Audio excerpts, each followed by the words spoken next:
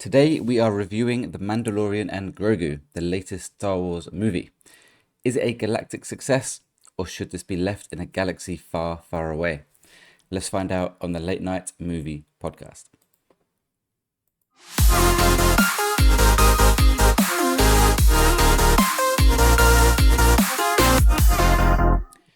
Welcome back to the Late Night Movie Podcast. I'm your host, Welchy, and joining me as always are my co-hosts, Mr. Pop Figures himself, Andy. Hello, guys. Yep, happy to be back. Steven's probably sitting there thinking, what was that pun? He has no idea what you're on about. And my fellow Premier League champion, Stephen. Yeah, boy. Oh, I was just no. waiting for that I'm moment. out of here. What a time to be alive, chaps. This is going to be the best episode of the Late Night Podcast. I don't even care that it's Star Wars, right? We could be talking about the worst thing in the world. Nothing is going to ruin my mood. And obviously, I do know what you talk about. I just don't like it. Anywho, looking forward to hear what Andy's thoughts are. And yeah, it's great being number one. Number one, baby. Yeah, this podcast is very much going to be Andy carrying the show. I think Oh, my voice God. sounds different. I've literally just got back from the Emirates Stadium. I'm drunk. My voice is gone. I'm trying my best. Steven's obviously had a good time as well. We're both celebrating. Andy has been watching Mandalorian and Grogu, so he'll be talking about that, and then me and Steven can talk about what else we've been watching at the end. I think for today, let's get straight into it. Mandalorian Yes, and sir. Grogu. You can tell I'm drunk. The description that I got off a website that I can't remember reads like this: the evil empire has fallen, but imperial warlords remain scattered throughout the galaxy. As the fledgling New Republic works to protect everything the rebellion fought for, they enlist the help of legendary Mandalorian bounty hunter Din Djarin. Is that right, Andy? Din Yeah, Djarin? Yeah. yeah. And his young apprentice, Grogu. This Yes. features, obviously, Pedro Pascal, that we know. Jeremy Allen White. Did you know he was in this, Andy? Who's he play? He plays Rotter the Hutt. He's one of the voices of the, I'm guessing, Jabba the Hutt-like He, people. uh, yeah, he must be one of the twins. Yeah. Sigourney Weaver as well in this. Yeah. I don't know, does anyone play Grogu? Is there a Grogu voice? No, he doesn't speak. Okay. Just He just makes noises. pure CGI. Yeah. Directed I don't think it's CGI. They have a actual. puppet. They've made it. Yeah. Well, Oh. it's not puppet. It's electronic Oh, cool. thing they've made up. It was on like the morning show, or like one of those shows where they showed it off and stuff. Yeah, it's pretty cool. At least it's not pure CGI. Also, obviously directed by Jon Favreau, who's been involved in Marvel before. Oh, Has the he- Iron Man director. Yes. Has he done other Star Yeah. Wars stuff? I assume he has. I don't even know. I don't know who any of the directors are for Star Wars. George Lucas. See, I'm- I know I- shit. I did see there's a very, very, very famous person who voices a character in this film. Martin Scorsese What? Does he? is a voice actor in this film. Is he one of the Hutts? I don't know. Jeremy Allen White definitely was. Martin Scorsese plays Hugo Durant. I don't know who that is. He isn't, according to wonder if Letterboxd, it's the pilot. Martin Scorsese has acted in 271 films. Really? Acted. I did It's not know literally that. as actor, 271 films. So he Wow. must play like, such Okay. minor roles in so many films. Yeah. It tells that like we don't even realise that he's there on screen. Yeah. So I remember he came out, I want to say like maybe 5 years ago, and said that he sees superhero movies as amusement like ride films. He doesn't actually see like the MCU as sort of real cinema, Mhm. and basically coming out and just play in those kind of movies. Obviously, he must be a fan of Star Wars as he's acting in it. So we can tell what Scorsese's into, that's for sure. Has he got a picture of who he played there? Not on Letterboxd, but I can look for Hugo Durant on Google. And even thinking it could be the pilot, He's got quite a distinct voice, to be fair. but then he doesn't say much. So Mandalorian and Grogu. Martin Scorsese's I can't fucking say Mandalorian and Grogu too many times. That's like a mouth twister to me. Just say it once, I don't think he's say it like again. am I getting this right? Maybe a bounty hunter. He's like a creature with more than two arms. He looks like a monkey. Oh, I know who he is. He basically owns like a Scorsese. food stall. Yes, that's what it looks like. That's Yeah, yeah. that's Yeah, Martin Scorsese. that's cool. Oh, okay, I did not pick that up at the time. That's cool. Where was we? Notes. So, budget 166 million, which Damn. is a little bit less than I thought for a Star Wars movie. I don't know what the show cost to make, but I don't know. I just expect Star Yeah. Wars to be up there with the most, the 200s plus. Yeah, I guess it depends what their budget was for the TV shows, because this they done this movie instead of doing a season 4 for The Mandalorian. Yeah. So I wonder if they just did the budget of what season 4 would be, and was like, that's the budget for the movie. We can't go over that sort of thing. How many episodes do they normally do of a season? I want to say 8. I think 8 seems to be That's the new standard standard, number isn't now, it? yeah. That is normally so. Basically, they would have then condensed down, sort of, because what's the length of the movie? Like 2 hours 10. Have I got that right? Yeah, Around, just I think it was around 2 hours. Yeah. 2 hours. So they would have then condensed down. Well, that's essentially what, 2 episodes? Be around about the 2 hour mark. Maybe If two they're and a like half, 15 three, Yeah. yeah. Sometimes some episodes are shorter, so Sure. essentially it Okay. could be maybe 3. Be interested to hear from Andy's perspective whether a condensed version has worked better than an actual, like what a TV series would be. Like, are people coming out and saying this would be better if it was actually season 4 rather than a feature length? Box office I wrote down 33 million when I was on a train this morning on the way to London, but it is now updated to 165 million. Okay, so they've hit their budget. A good weekend. They've literally bang on, basically just above. Actually, they're 1 million short out their budget,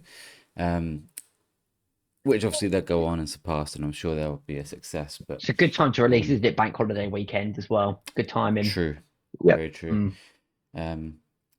So good start for them. Rotten Tomatoes. Andy, you picked this Yes, for your I love audience score. Yeah. Which is important because I'm the so happy. critic score is Fucking currently knob. 62. Yeah. But the audience score, 89. One So division. well done, Andy. Yeah. Um, Let's go. You've picked well. That's the perfect scenario. It's picking a film which does bad critically, but Yeah. does well on the audience side. When the critic score has. Sorry, Andy, go on. No, go on. I was going to say, wasn't the critic score when it dropped like in the 40s? So that's gone up. So it was even worse when it hit. I don't think so. I think it was around 60. Was it around about the 60? Okay. Yeah, I think it was on 60 when I sent it into the chat saying was still waiting for the audience score at that point, so I was a bit nervous. Originally when I chose The Mandalorian, I didn't even look at the TV show, see how well that done. Obviously chose it for my audience score, assuming that the audience would like it more. And then went back and looked at the TV show and realized that the critics had actually scored the TV show higher than really? the audience. So then I was a bit like, oh shit, maybe I should have went for critics. But yeah, it paid off well. Yeah. Yeah, Very great good choice. We'll see how the rest of us do. Has everyone else had their audience score yet? I think I had mine. I've had mine. Yeah, No, I you had had mine yours. Scream 7. Yeah. Mine is Terrifier, which has been delayed, so I have to now change that. You at have some to Yeah, point. because that's been delayed till 2027 now. And Jack picked Coyote versus Acne, which is due soon. Yeah. Yeah, I think so. Yeah. Sometime in summer.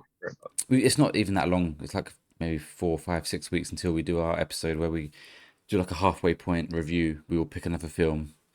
So that won't be long now. Letterboxd of 3.2, which is solid. Solid. Yeah, solid. Yeah. Very Roughly solid. not that different to the Rotten Tomatoes score, critic-wise anyway. Okay, Andy, you've been to see it. You saw it last night? Yes, last night. Yep. Obviously, as of recording, it is Sunday, so you watched it on Saturday. It released on Friday? Yep, I want to say Friday. Yep.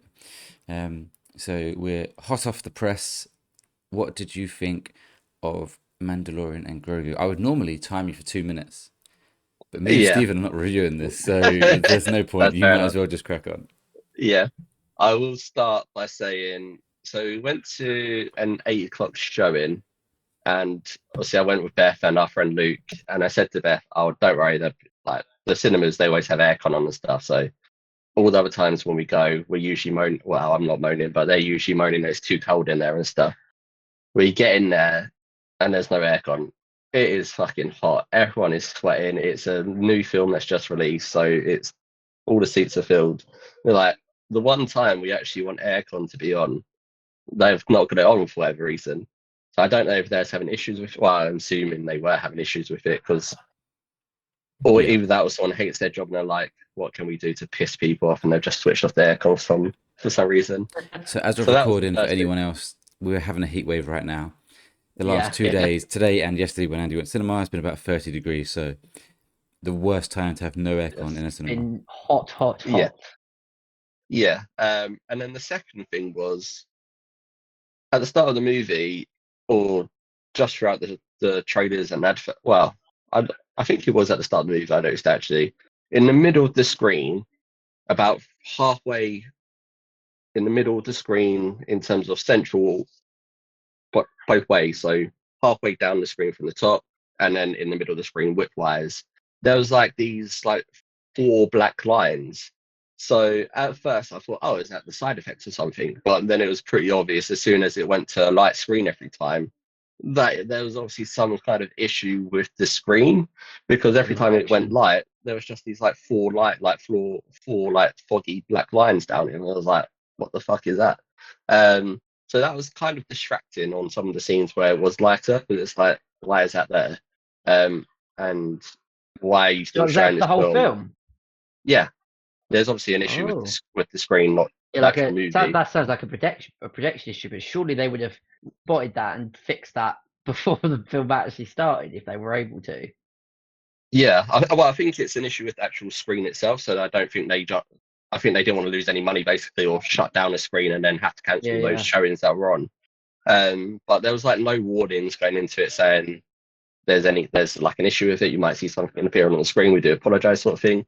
Obviously, for us, we use Limitless, so it doesn't matter to me so much. But I said, like, if I was one of those other people going to a movie once every like month or every few months to watch a film that they really enjoy, I'd be fuming seeing that on there. How I'd big are hope these they lines ask we're for a talking about? refund. Are they really like annoying throughout the whole film, or are they like Not throughout the whole film, because okay? obviously there are scenes where, depending on what color the screen was, like they faded out and stuff. Yeah. It was just when it went to like a really sort of lighter background sort of scene Yeah. where it became more obvious. So it wasn't like constant throughout the whole film, but it was still enough to like me recognize it every time it switched to that. So yeah, it didn't.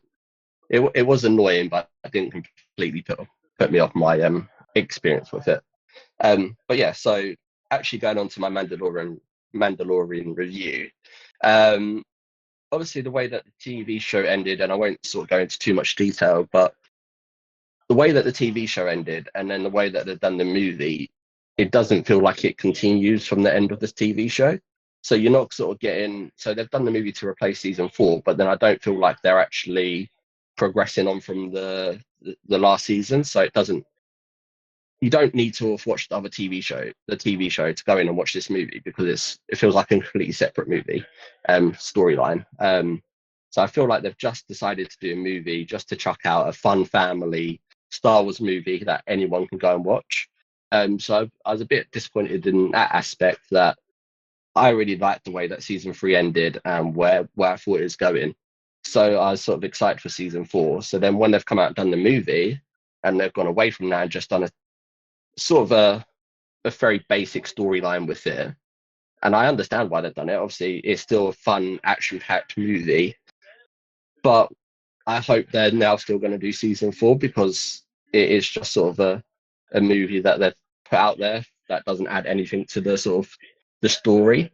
I feel like they just wanted Mando and Grogu to have their sort of time on the big screen, basically. And they've done a separate movie, cut them out to be like, oh, we know people love Mando, and especially Grogu. I think it's attracted a different audience as well.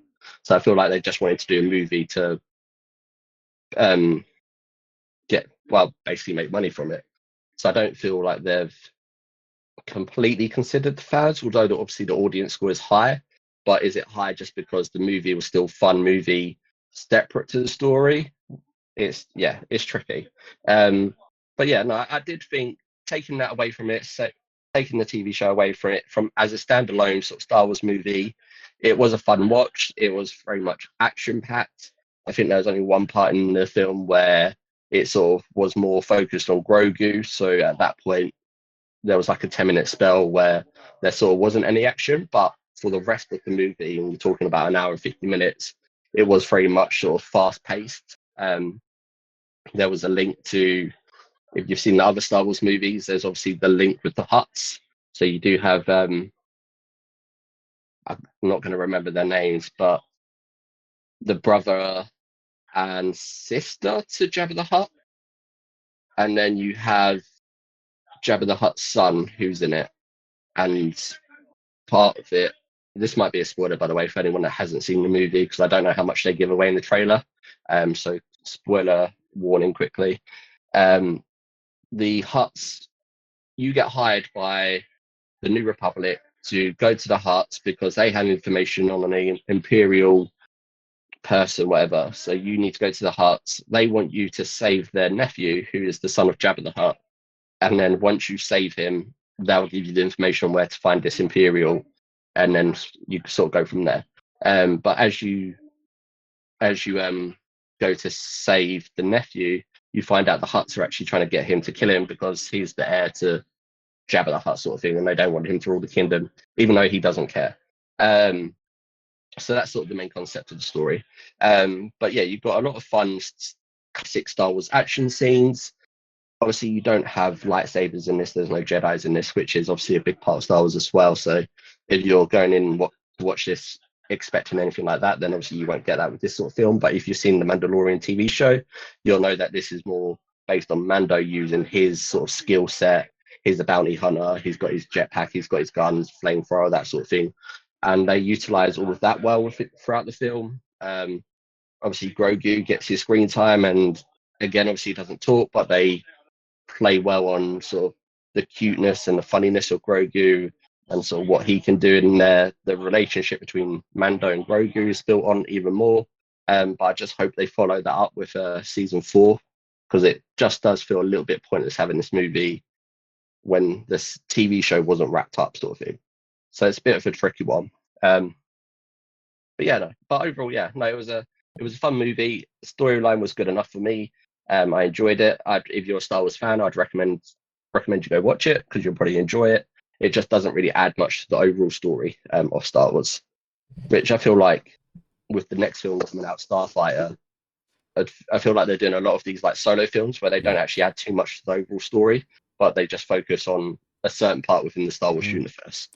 Well, the main films are the Skywalker saga, right? They're all about Skywalker family. Yeah. Whereas obviously this has nothing to do with that, as far as I can tell. And like you say, the Starfighter film. Where does this film fit in the timeline? In terms of, for me, as someone who only kind of really knows and vaguely the 9 main films, like where in that timeline? So obviously this does continue on from season 3 in terms of the timeline of the Mandalorian show, which I think is set after everything. Oh, okay. So this after all 9, okay. Yeah, I believe so, because it's after obviously you got the New Republic. I'm guessing you sort of know the basics of what happens I know the with basics, yeah. Star Wars. So I don't want to give too much away, but yeah, I'm pretty sure it fits after everything that's happened, as far as I'm aware anyway, because the New Republic are now in control and they're just trying to get rid of any sort of leftovers basically from the Empire. So I feel like from all the newer stuff, it's more they're trying to. What I feel like the problem that Star Wars have now is they don't have a big enough threat to be able to throw out that the Empire's coming back, sort of thing. Whereas it's always these sort of smaller enemies, like the main person in this Mandalorian movie is another bounty hunter, I'd probably say. So it's not really a bigger threat as Darth Vader, Sidious, like those are big names to chuck out. And I feel like with Star Wars now, it's hard for them to get that real enemy threat back, unless they obviously come out and do another. If they come out and say they're going to do 3 movies, then they might try and make someone new who can come into it and be a bigger threat. But with all these sort of spin-off movies, the threat's not as big, and I feel like that takes away from a bit of it, because I feel like the entire time I'm watching this movie, I know Mando and Grogu aren't in any real threat. Like they can't kill them off because they're the main characters, and they can't just die to like a bounty hunter. So they've sort of lost that element. Whereas obviously watching the other Star Wars movies, there is still that risk that someone could die, and obviously characters do die throughout the original 3 and the sequels and stuff. But yeah, so they've sort of lost that fear factor a little bit for me. Do you think they would have been just better off doing a season 4? Yes. If they come out and said we're doing a movie and we're doing season 4, I'd be happy, because I feel like this movie could be set anywhere within any of those seasons that they've done. They could have just chucked this in and build like almost this like a is side story. Have they confirmed that they're doing another series? No, so they said they're doing a movie instead of season 4. Okay. So this replaced season 4, but it doesn't continue on from how season 3 ended, which is the issue. It just feels like it's a bunch more side quests, and although it's got the Hutts in it, which is cool because that links back to Jabba the Hutt, and he was in the original Star Wars films, which is cool. There's no real progression on the story going forward in terms of Mandalorian and Grogu. It is just a bit of a side movie to add a bit of fun. Yeah. And I feel like they could have said, yeah, we'll do the movie, but we're still going to do season 4. This say the movie set in between season 1 and season 2, where they go out and do their own thing and build their relationship up, and then do season 4 where it continues on from season 3. I feel that's what they should have done. And maybe they're waiting for the movie to come out and see how well done the movie does before potentially announcing another season. I'm hoping that's the case, and they now announce a season 4. But if the movie's done well, they might say, well, we'll just do another movie then, and just do another side sort of quest with them. So it's tricky. But yeah, overall, as a standalone movie, it was fun. There's a lot of action. The characters are cool. There's a lot of fighting scenes, which are cool. A lot of action scenes. They have the classic sort of starfighter scenes with the spaceships and stuff. So I rated it 3.5 on Letterboxd, giving it a 7 out of 10 on our scale. 7 out of 10. Are there any like, without spoiling things, major cameos from characters that fans would know and maybe not expected in this, or not? Not that I picked up on. Okay. I don't think so. It's just all new characters other than Mando and Grogu. Yeah. I don't think there's even any returning characters from the TV show. But there's definitely no older sort of characters. The only link is the Hutt family being in it. Yeah. What's the kind of vibe now with Mando? Because I always thought the whole point of the bounty hunters, are they called Mandalorians, these people? Or is that his name? Yeah. That's their name. No, yeah, that's... I always thought they were never meant to take the helmet off. Yeah, so obviously as part But it seems of the like Pedro TV Pascal's show, face is always out. so as part of the TV show, there's a part in it where he takes his helmet off. He basically regrets it. He goes through this whole like trial thing that they have for him, for them to like forgive his sins. Yeah. In the movie, it's not his choice to take it off. So yeah, he only has his helmet off for like 5 minutes in the film. The rest of the time, his helmet's on, which also then means it's not actually Pedro in the suit. So they have 2 stunt actors. One's called Brendan Wayne, who I've actually met at Comic-Con. He's one of the people that wears the suit along with someone else who do all the stunts and stuff. So as soon as the mask is gone, that's basically not Pedro, other than the voice acting. Yeah. Okay, fine. The voice is Pedro. Yeah. It reminds me, I've got to talk about Comic-Con in a minute, but cool. 7 out of 10. Where would this rank in? I guess it's hard to rank it with the main films because obviously they're proper. I'm not saying this isn't a proper film, but like this, like you say, it's more of a side story. But like, yeah, it's tricky. Is this like kind of like par for the course, but like kind of in the middle?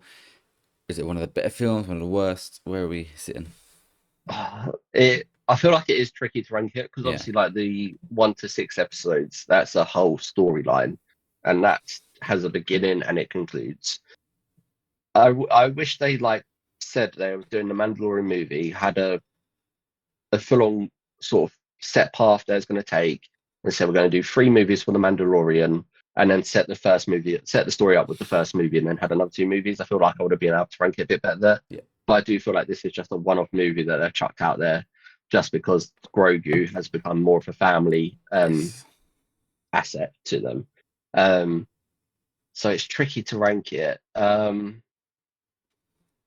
I don't know where I'd put it in between all those films. So I don't even have my own sort of one. Like my favorite episode is episode 3, Revenge of the Sith. So that's at the very top.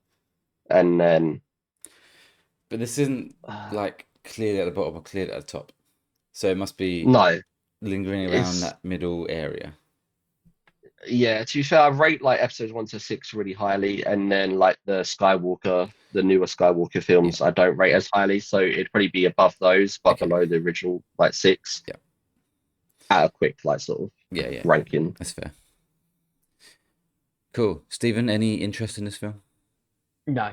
This is the sort of movie I can say to you, Stephen, you can go watch it. It's not, this one actually isn't so much sort of fantasy.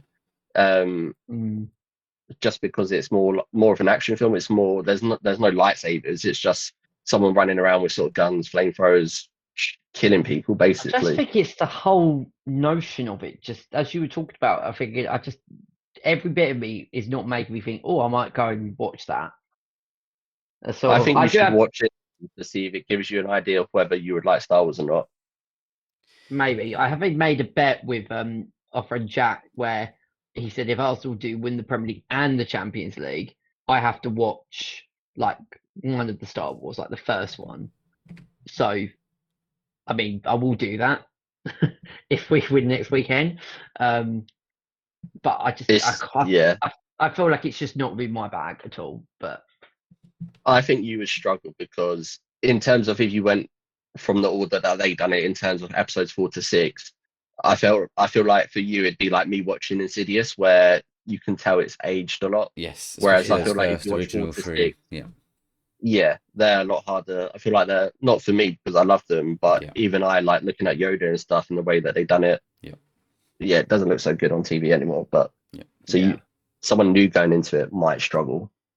Yeah, when I finished my catch up on Marvel, I was like, okay, next series I'm going to do is either going to be Jurassic Park, or even though I've seen all Jurassic Parks, like a rewatch, or Star Wars, and I've not done either. And I keep thinking I should really do Star Wars. Like I want to, because I like Star Wars, but I've never in my life have I been like in love with it like a lot of people are. And I thought, do I just need to try again? Like, do I just need to watch it and go, actually, this is my kind of thing? Because it should be, really. Yeah. But I just can't. I just can't sit there and think I'm going to put on Soul. Nothing is dragging me yet. I think it's because I hear such mixed things about everything about Star Wars. I never hear, other than maybe the Attack of the Clones series, which I think a lot of people like. The anime, the animation. Everything else seems to be very mixed, other than I guess the original films. So a lot of the older generation hate episodes 1 to 3 for some reason, whereas I love the original, the way they done it 4 to 6, and then obviously the prequels coming after 1 to 3. Like I love all of those films. So I don't like, for some reason the older generation don't like Hayden as well as Anakin Skywalker, and it's like I really don't get why. But yeah, I feel like once you get first those, if you do episodes 4 to 6 first, if you get through those, I think you'll then only enjoy the rest of them from that point upwards. 4 to 6 is in start release order. Yeah, if you've done it in release order, because I feel like if you've done it from timeline order and done 1 to 3, you'll then be going back to 3 older films, which would be a lot harder to do. Whereas I feel like you should do 4 to 6 first, which is the way they're released, and then go back to and then do 1 to 3. Yeah, I think that's what I would do if I was to do it. And then they only get more modern and modern. So with the TV shows, obviously got The Mandalorian, which is one I would recommend You got Boba Fett, which isn't as good as the Mandalorian. Obi-Wan? My favorite episode, Obi-Wan, I really like, and hope they do another season off. I thought that was really good. Um, Oh, I'd pick uh, Jurassic Park instead. you got Ahsoka, which is obviously really good as well. We're meant to get another Andor's season of meant to that be really too. good, isn't it? Andor's really good, and then you got the new movie coming out next year as well, Starfighter with Ryan Gosling. So yeah, there's that's newer stuff coming as well. That's a big move for me. Like Ryan Gosling is a big pull. That's enough Yeah. for me to think I might try and get back into Star Wars in time for that. Yeah, that's what I was thinking. And anyone can tempt you, it's Ryan Gosling, Welchy. Yeah, after Project Hail Mary, I'm like, you're mine now. Yeah, they've gone out and got a big cast. Yeah, they've gone out and got a big cast for this Starfighter film, and I don't really know why, but yeah, I'm excited to see it because they've got they don't usually like get those big stars in. No. Well, I say that they've got Pedro Pascal, but again, obviously he's not. I feel like they got too Pedro, much in the character. I feel like when they got Pedro though, he wasn't as big as he is now. Yeah, that's pretty right. Mandalorian Yeah. I'm not just saying this because again, my appetite for Star Wars is like I'm never ever hungry for it. But I do sometimes sit there and think like, how many more does fans actually want? Like, do you not get to a point where you start getting like it will never bored? end. It's the same as Marvel and DC. Right. It would never end. Yeah, true. As long as they're doing it right, like with the Mandalorian show, they done that, and I was like, oh, this is amazing. And then when they started doing more TV shows, like the Obi-Wan Kenobi, we get a reunion between two characters, and I'm not going to say who they are, but I think you've probably seen anyway. But it's a perfect example of how to handle a universe or a product, and I think I'm going to sound like a broken record here, but I think The Last of Us could take a point out of this because, particularly the TV show, they're in danger of just fucking this up. The TV show Last of Us, and I think look at the Fallout show, where the Fallout is fucking incredible because they're not copying a game, they're doing their own thing. And I think it sounds like, and the Mandalorian show, not the movie, has done well because it's a completely side story to everything that's happening in Star Wars, and people want more of that universe, not just Rey and her lightsaber against Cal. Not Cal. That's a Star Wars game. What's his name? What's the guy's name in God, what's his name? Kylo Ren. Kylo Ren, thank you. Adam Driver. Like, they don't want that all the time. They want to see what else is happening in that universe, all the different planets that people are on, how events are happening on different planets. And I think that's what The Last of Us should do, games and TV. I just think that's what products should do in general when you've got a universe like that. I think it's safer. Because if you try to, we've seen it obviously before with games, movies trying to copy games. It doesn't always pay off because you get one decision wrong in the casting or one scene. People then start to hate it, and it's like you've got it's safer and more fun and adds more to the overall story and universe if you just do pick another part of the universe and focus on that instead of repeating what you've already done. Hopefully Star Wars can continue that. I'm sure there'll be pressure from someone high above to continue the Skywalker saga, but I don't know. I think when you get to 10, 11, 12 in that series, it's like, are we carrying on this really? Like there's got to be somewhere else to go with it. I don't know if they will not, especially now that the Mandalorian's released and it's done well, and obviously with Starfighter obviously being separate as well. If that gets good audience reviews, then they might just say, you know what, let's just do TV shows and then release the random sort of films throughout. Yeah, but I wonder if there's pressure to do what Marvel is doing, where like the films build up to an event. You know, like we're getting. If they do that, I don't mind it. Yeah, if they somehow do that, I can't see it with the Mandalorian film. No, like there's nothing in that film that I thought, oh, okay, that at some point that could lead to that. I feel like the movie was concluded with what they were trying to tell in that story. But I wouldn't mind if they came out and said, you know what, we're going to do 3 more films. That's going to lead up to this big film. And Starfighter's in there somehow, and this is in there, and this is in there. Yeah, maybe Ryan Gosling turns up. Like you've got with the Ahsoka movie, TV show that does link in with some of the original characters as well. So there's easy ways for them to put bits in that TV show that then moves into a movie. So Yeah, I can't help but feel like, particularly because it's Disney as well, if Doomsday does yeah, well this year, they'll be looking at Star Wars going, why can't we do that over there? yeah, That'd be my yeah. And guess. I feel like they haven't had that big sort of like since Darth Vader. Yeah, I don't feel like they've had that big enemy. They haven't been able to replicate that. yeah. I guess the difficulty is they have to now create that, whereas Yeah, Marvel can just go and look at all their history of comics and go, oh, we use Kang or we use Doctor Doom, and when he's done, we'll use someone Yeah. else that they've made. yeah. I know But I Star feel Wars like have there comics have as well, been, but yeah, I feel like there have been certain names like mentioned throughout the movies and stuff, which there hasn't been anything on them.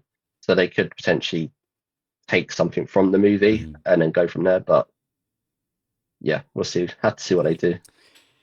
interesting times. I think I will try and catch up with it by the time Starfighter comes out. I think that gives me enough time. That's next year, right? You got around a year to do it. Yeah, Yeah, I think I'll try. yeah. I um, don't know if there's a release date, but I think I saw July maybe for it, July okay. 2027. So Is that going to be your audience score for next year? I'm not giving away anything. I might pick it for my audience score. Fuck it. Ryan Gosling It's also can't do got any wrong. Mia Goth in it, so Ryan Gosling, Mia Goth, and loads of other big names. They've got the I cast, do. but will they put up a Star Wars movie? I really like Mia Goth though, so Maybe Well, I have to watch it. maybe. well, thank you for reviewing that, Andy. We're going to move straight into what we've been watching. I haven't had time today to make a game for us to play. Although I do have something to talk about.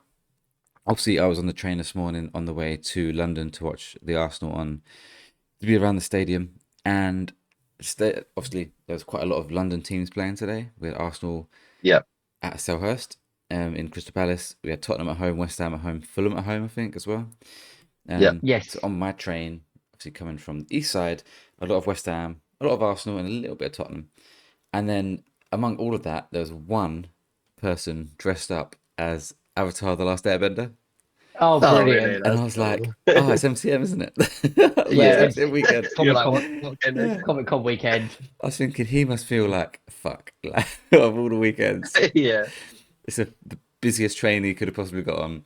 And yeah. no That's one funny. else was dressed up like that. Like, it was football or neutral Yeah, things and him. It was him. yeah. like no one That's else. So funny. MCM was represented by one person On on that this train set particularly, carriage. Which I'm sure was good. Stephen, you was meant to go, right? But you didn't go in the end. I was meant to go, but there was no way that I was going to miss seeing Arsenal lift the Premier League title. Obviously, originally when I spoke about it, we spoke about maybe going and then watching it at a pub.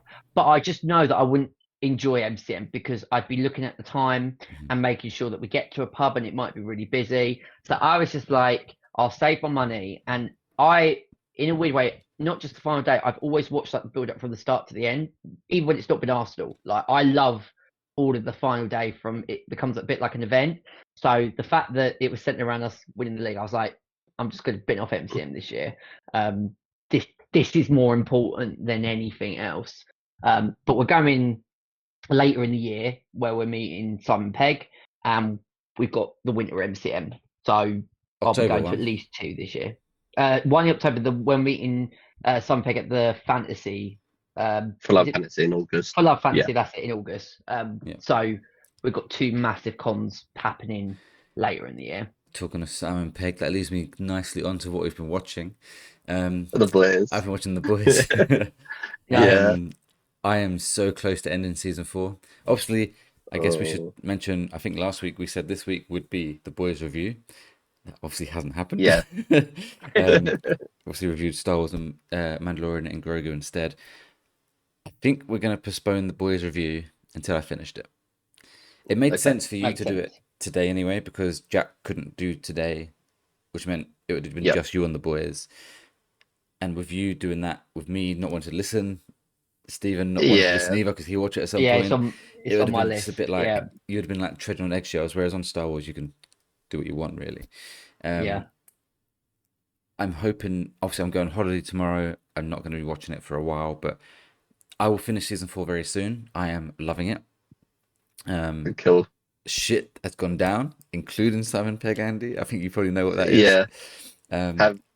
Go on. Yeah, I know. Well, depending on it is, I don't want to give anything away, but if it's has it concluded sort of his story arc? Yes. Okay. Yeah. They better not kill him off. I won't be dealing with. I'll be having No, that. nothing like that. Nothing like that. He's not. Mm. He's like such a bit part character. Like he's not. Yeah, he's not a mate. He's barely in it. He's anyway, barely in so. it. Does he do any? Is he like a producer behind the scenes, or is he just literally there as a cameo? Seth Rogen is. Seth Rogen's the producer on the show. Yeah, that was the one we spoke about. Yeah. And I know he features in the show later on. He was in season 3 actually, but I know he also comes back in season 5. I've seen people talk about it. Yeah, I saw the clip of him being in season 3 again on TikTok because I forgot about it. I keep seeing loads of clips now. Yeah. It's so good. I cannot explain, Steve. I know it's weird saying this, but it really does pick up from season 3. Like, yeah. And I hate saying that, like, oh, make sure you get to season 3 because it's like you shouldn't have to do that. But that's not. Like, it's not that season 1 and 2 are bad. It's just season 3. It's just like it's good, and then it just goes, oh, okay, this is why everyone loves this show. Like this is great. When I've been picking up from what you've been saying, it was kind of like, oh yeah, this is okay. Like this is good. Like don't get me wrong. And then every season you've been getting more and more hyped about it. It's kind of similar, not to the same level, but like how I felt with Stranger Things. That every year it went from being a good show in season 1. Agreed. I know obviously people look back and say season 1 was their favorite, but like for me, I remember watching it when I was late to the party, going, all right, this is good. Towards the end of season, I was like, all right, this is really picking up. And then from season 3, I was like, okay, this show is unreal. And then season 4 was just unparalleled, and then mixed things about season 5. And I do think that TV shows do have this where they can sometimes be a bit of a slow burner of essence to start, and then they really start to pick up. I would argue Stranger Things starts much more strongly. I think season 1 is fantastic. I'm just using that as an example for me, where I do think that like season 1 isn't my favorite season of Stranger Things. It's definitely 3 and 4 for me are like the best. But I rate that if I probably went back and watched season 1 now, I would probably like that even more because I've heard that it's one that you need to watch a second time to really appreciate how amazing that season is. But so I'll try and finish it soon. We'll at some point we will have a boys season 5 review. Hopefully with Jack as well. Yeah. Stephen, you're probably not going to watch it in time, unfortunately. That's fine. But we will do that, and I'm looking forward to talking about it. Other than that, still watching Sons of Anarchy when I can. I think that's it. I don't think I've watched anything of importance other than Arsenal winning the Premier League, Andy. I don't know if you know about that one. If you heard about it. No, you haven't heard about it, no? Yeah. Okay. It happened today, by the way. Well, we won it on Tuesday, but we picked up the trophy today.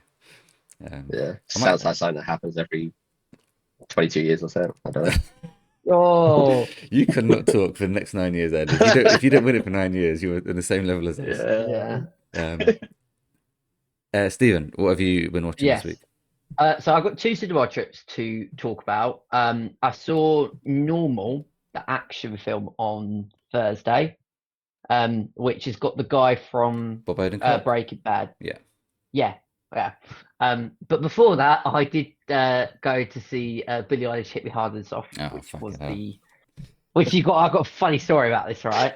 So I mainly went to watch it because obviously I love James Cameron, and anything that he's involved with, I normally go and watch it. And I was like, there's a couple of Billie Eilish. This isn't really his. No, but he. The fact that he directed it as well as Billie Eilish as well, and there's a couple of songs of Billie Eilish that I like. It's a unique experience. It's similar to when I saw the Taylor Swift Eras tour. So like a concert on a big screen. It's a weird experience because you get a section of people in the cinema that are just sitting watching, having the cinema etiquette, and then you get the other people that start behaving as if it is an actual sort of concert. So it's kind of weird sort of work out like what you can do, what you can't do. Obviously this one was slightly different to Taylor Swift in that it was 3D. And this also really pissed me off. So I purchased my tickets through Limitless, right? And it said, oh, add 3D glasses for like £1.25. I was like, paying like £1.50 for 3D glasses. Like back in the day, you get them free. If you walk in, they give you 3D glasses before you enter the screening. I'm all the way to Odeon, right? I scout a ticket, and they go, "Oh, would you like some 3D glasses?" I was like, "Yes, please." She went, "Oh, have you got a receipt for paying for them?" And I went, "What do you mean pay for them? They're not free." She went, "No, they're like you have to go back to the counter and pay for it." I was like, "What kind of sick world?" So not only have you got like the experience of really, you got to pay for. When did this happen? Like has that been a thing free for for ages? Well, you say that. Every 3D movie that we've gone to watch, I we've beat had the to pay for system. them. I beat the system. So I went. I think Oh, I said the okay. story last year when I went to Thunderbolts, and the Yeah. film Yeah. started, and I was like, "Fuck, it's 3D," and I was sitting there without 3D glasses. Oh, yeah. And half the You went back cinema out ran or out of the cinema thinking, "Fuck, it's 3D," and they just handed them all out. So I guess we beat the system that way because there's so many people rushing for these Yeah. glasses. They just handed them out. I don't normally. Go on, They Eddie. just keep them. They're just in a drawer, Yeah. next to like the entrance where you go in. And you only So have to buy them technically, once. there's no staff there. You have to buy them Yeah. once. Once you've bought them, you bring them back next time. Yeah. You can keep them. Yeah, but they're such crappy, floppy like glasses Yeah. that if you still got a working pair of 3D glasses, time you go to the next 3D movie, I'd be very surprised. But they are just at the entrance, so there's no staff there. Can just go up to the drawer and pull a pair out. And, Yeah. We do not condone theft on this podcast. Yeah, that's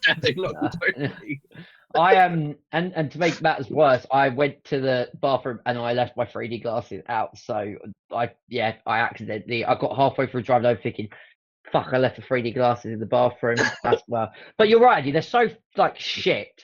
They're like probably the next 3D experience I go to, and I'm talking about £1.50. So I'm not one of those where like I'm trying to save every single penny as much as I probably should. But it's just the point. I was like, I looked at the app, I was like thinking, paying for that. And that's limitless customer. We should get those free anyway. But anyway, besides he says that while picking up the £40 combo deal. yeah, with true. Obviously, I know some of her songs, but not all of them. I did quite like how, like, in between the actual tour, Cameron was like doing some interviews with her, talking about like her image, how she doesn't want to conform to how female artists should look.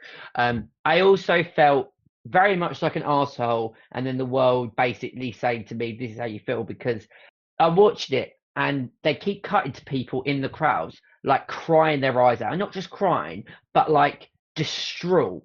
And I thought, like, what's wrong with people?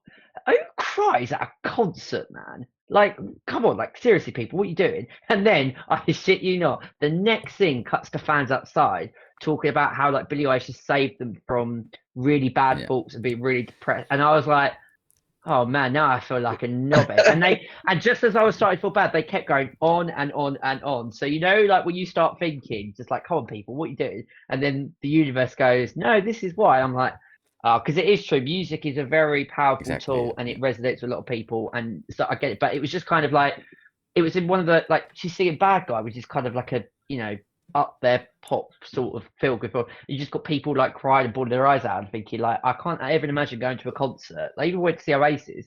I didn't cry at any point, but like fair enough, my bad. And then it cuts to a scene of Stephen watching EastEnders crying at someone dying. EastEnders. So that is upsetting, mate. All right. I just was like, oh no, I felt like a dickhead. It was perfect length. It was just shy of 2 hours long, but the funniest bit was at the end. So basically there was like this group of like kids, 6 or 7 of them, that when it got to the final scene, they all went down to the front of the cinema. They held hands in a circle and started dancing around. And I did sit there and I was like, this is such a really odd experience, because like they were obviously going around, because there were bits where you'd see like a shadow to the right of the screen like bopping up and down in certain moments, but then they all started and like everybody in the crowd started running down and going into a massive circle and dancing, and I've seen that on social media. I was going to ask if it happened, and obviously it has. Oh yeah, really? Happened right at the end of it, and I normally don't condone that behavior in a cinema screening, but it's kind of allowed in a concert setting, because like technically it's not a film, it's just a concert that's shown on the big screen. And it was just shy of 2 hours. So in terms of length, like it was fine, sort of. It wasn't any like the Taylor Swift Eras tour was 2 hours 40. So that was a lot longer. But obviously I know a lot more of Taylor Swift songs than Billie Eilish. So like I wouldn't have paid personally to see it, but it's one of those that as a limitless customer, I was like, yeah, why not? I'm out of loose head. I'll go and watch it. And no, it was enjoyable. So I gave it a I'm trying to work out if I actually am happy with this score that I've just written down. Do not fucking I say put 10 out of 10, Stephen. No, absolutely not. I put 6 out of 10. I was going to Which say, you better not rate higher than Mandalorian film. no. 6 out of 10 for me was sort of it. It was solid. It was everything that I expected. With a couple of like resolute moments, and like also that with Billie Eilish, she was saying at one point she had so much pain in her like legs, and then she's like bopping up and down and doing all these like different dance moves. I'm like, you're in pain and you're still doing it. That is really impressive. Just to remind you, Welchy, don't forget we had a comment in the Discord about the Mandalorian movie. We do, you're right, sorry. Yeah, good point. Did you want me to also then go on to Do that normal? first, and I'll do the Mandalorian. Yeah. So normal was a lot of fun, actually. It basically is what I expected, but it was a solid bit of action, and this was perfect length at 1 hour and a half. It basically, for people that don't know what this movie's about, it centers on an interim sheriff who is assigned to the town of Normal. So the actual town itself is called Normal. Oh, that's the movie. Yeah, I couldn't remember what movie it was, but yeah, no, I remember now. It's clicked my head. Which also is very normal. Nothing happens there. It's very much like a Hot Fuzz kind of feeling. That isn't a spoiler, where everything is just a bit too perfect. And obviously, Hot Fuzz caught me out many years ago with the whole, I don't expect something bad to be happening here until it does. So right from the get-go, I go, this is too perfect. Something really weird is going on. And you get a hunch originally that you feel that something bad is going to hit the town. And it just goes very, very different from that. So I think again, they kind of show it in the trailer, though, don't they? I think kind of do a little bit in the trailer in terms of there's almost a cult in that town, sort of thing. But yeah, I mean, obviously, I couldn't remember the trailer, so to speak. So when the plot reveals happened, I was like, oh, okay.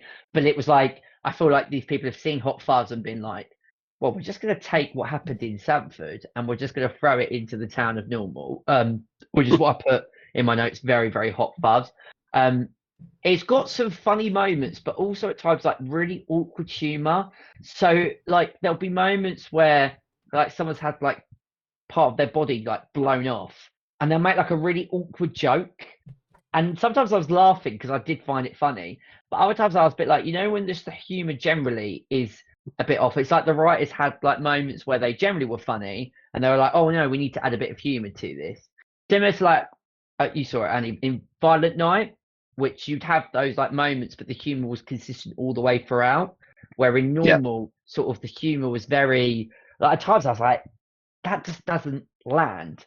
So I feel like they got that a little bit sort of not particularly right.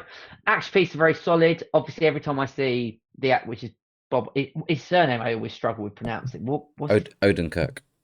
Odenkirk, that's it. Obviously, seeing him in Nobody means that every time I see him on screen, I'm just like, well, no one's going to beat you because you're just a badass. And it's similar when he starts get going in this.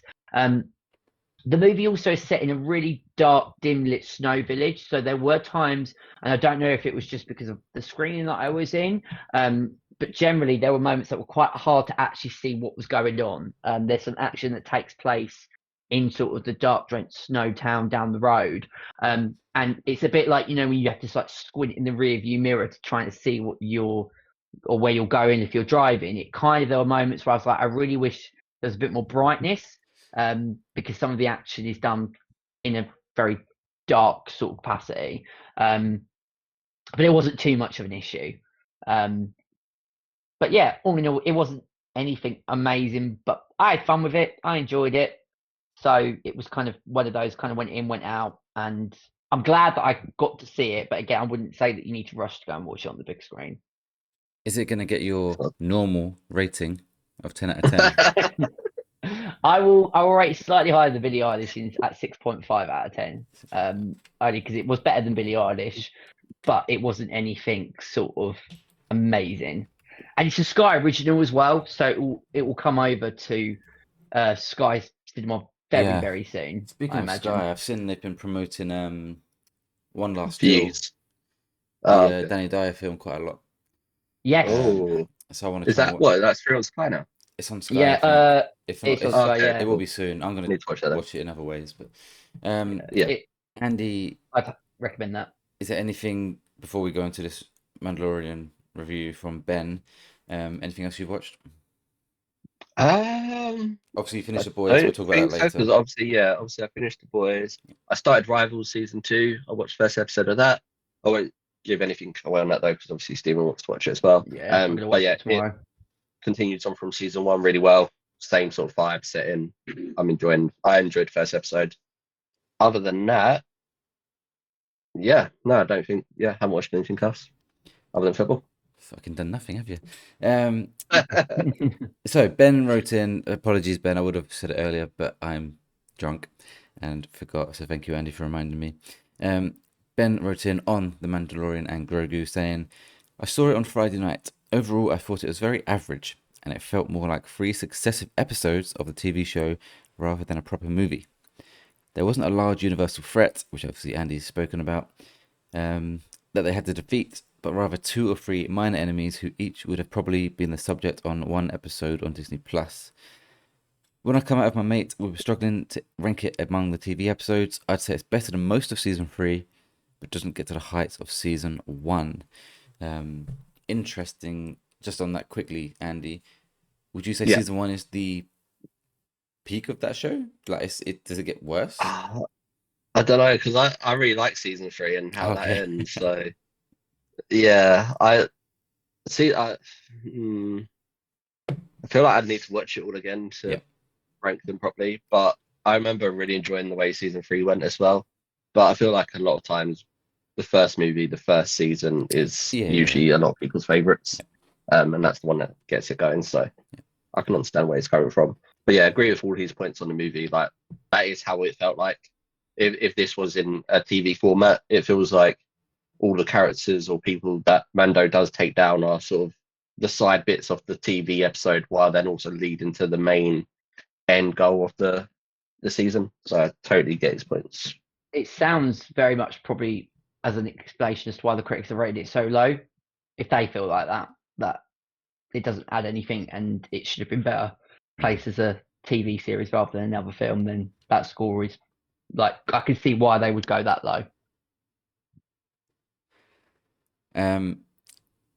Okay, well, that is going to do it for this week's episode of the Late Night Movie Podcast. Let us know what you thought of Mandalorian and Grogu. Drop your thoughts in the comments or let us know on social media. On our socials at the Late Night Pods, we'd love to hear from you. You can also join our Discord using the link in the description to get your thoughts in before we record like Ben did today. Thank you, Ben, for commenting in. If you enjoyed the episode today, please make sure to follow and subscribe wherever you are listening. And if you're watching on YouTube, hit the like button, subscribe, and ring the bell so you don't miss next week's episode. Speaking of which, I think... You don't know what it is. Well, I'm looking at the schedule, right? Yeah, And it says The Mandalorian and Grogu. Yeah. Nice. Or The Boys Season 5, which was meant to be this week. And I think the problem with moving The Boys out is we're 2 weeks away-ish from Scary Movie 6. And then we've got Toy Story 5 and Disclosure Day on the same week. And then we've got some Supergirl. good movies. Mm-hmm.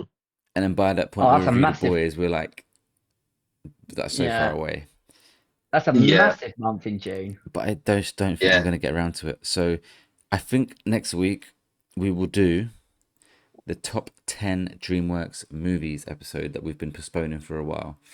We'll get back to that one. Cool. So that will be next week's episode. Until then, thanks for hanging out with us tonight. I've been your host, Welchy, and my sober co-hosts have been Andy. Yeah, thank you as always, guys. Stay humble. Hey! And my fellow champion, Stephen. Yes, it's been a pleasure as always. And can't wait for the next one. Thank you all for listening, and we'll see you next time.